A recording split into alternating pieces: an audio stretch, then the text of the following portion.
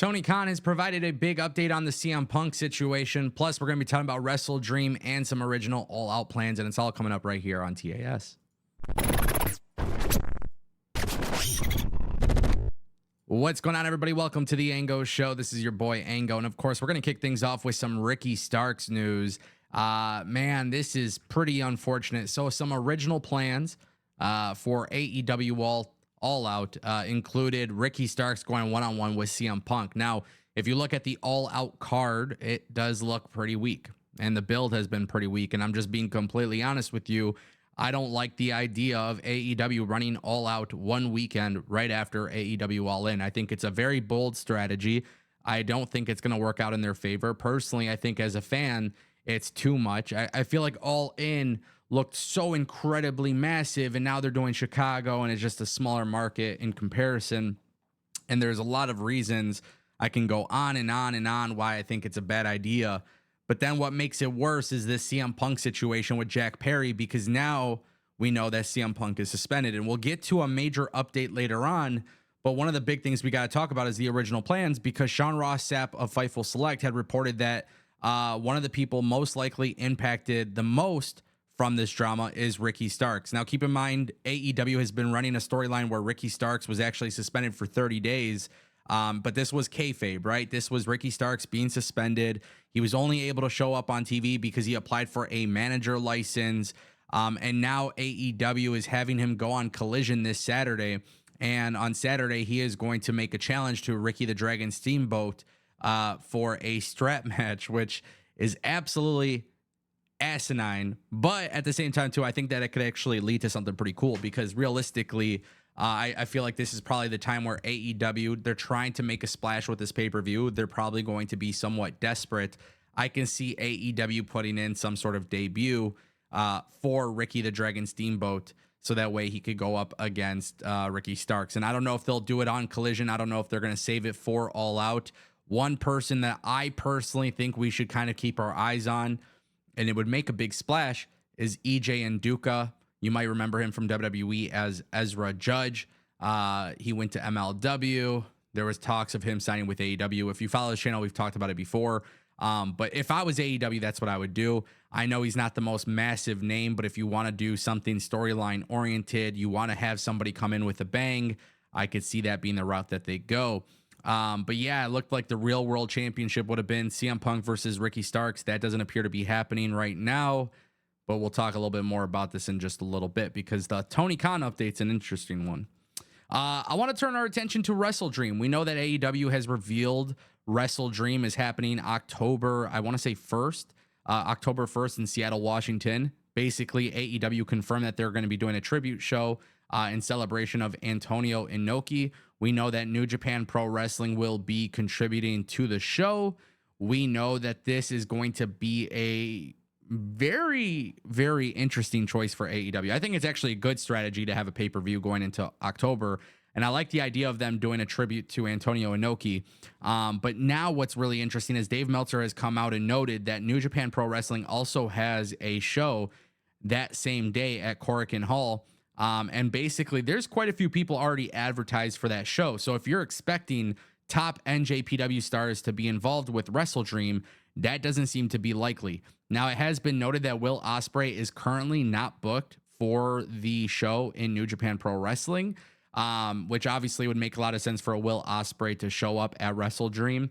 Maybe if just possibly, I don't know if Bryan Danielson will be cleared by then, but that would be a really cool route for them to go. But it looks like there's going to be a lot of top guys not involved with WrestleDream, which I think it's very difficult to pull off a tribute show to Antonio Inoki without having the Okadas and the Tanahashis.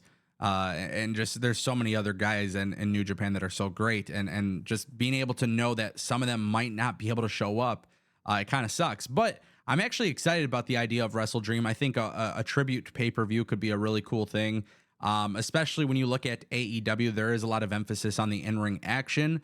So I would expect this one to be, and I could be wrong, but I could expect this to be a little bit more heavy on like the dream matchups, creating like a really, really good card filled with great wrestling. I don't know if I would expect AEW to build up massive stories into this pay-per-view. Obviously, you never know. AEW could change their mind, but you got to keep in mind Dynamite will be going to Arthur Ashe.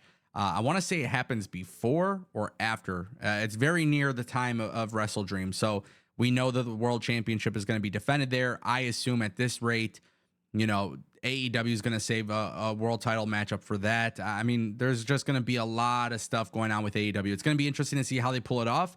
But top names not expected to be at WrestleDream, which is a little bit unfortunate. But we'll see what they do in terms of matchmaking.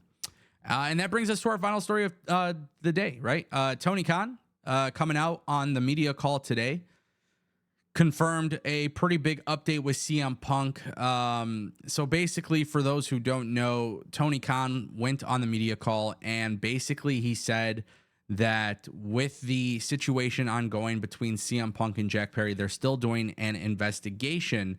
But then what was really interesting is that in regards to CM Punk being on All Out, there is a chance that this investigation could be cleared up beforehand. And technically speaking, CM Punk could technically make it onto All Out if they deem that he's not responsible or he's not in trouble for all of this. Now, one thing that was really crazy too is Sean Ross Sapp of Fightful came out and said that AEW has launched an investigation. They're collecting statements and interviews about the nature of what happened.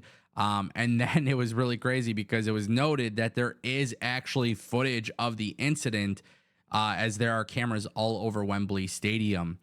I don't know what there is really to investigate. Honestly, I truly don't know what there is to investigate. There's obviously a lot of sides to the story, and it's good that they're doing an investigation. But it just seems like both of these guys are at fault. No matter what story you hear, it seems like both of these guys are part of the problem, right? And some people do believe with Edge being a potential free agent, and then you got Mercedes Moné coming in. Some people are thinking like this could be where AEW just cuts their ties with CM Punk, and I don't know if that's going to be the case. Obviously, I'll keep you guys updated if it is. But Tony Khan's update is pretty simple. They're investigating this, and there's no final decision on AEW All Out, which obviously I think they need CM Punk for All Out. But that's the problem with this drama, man. People are talking more about the drama than AEW All In, and it's what I've been saying for 2 years, 3 years, if you've been watching this channel. People talk more about the backstage stuff in AEW than they do about the product, and I think that says a lot about the product at times. The product is very good at times, and the product gets really bad at times, but the reality is most of the talk always has something to do with the backstage antics, and I think that's a major, major problem. So we'll see CM Punk be on All Out. I don't think it's likely, but it is possible. As of right now, until the investigation's concluded, CM Punk is suspended, but it sounds like they might be trying to make something work. We'll see. I'll keep you updated.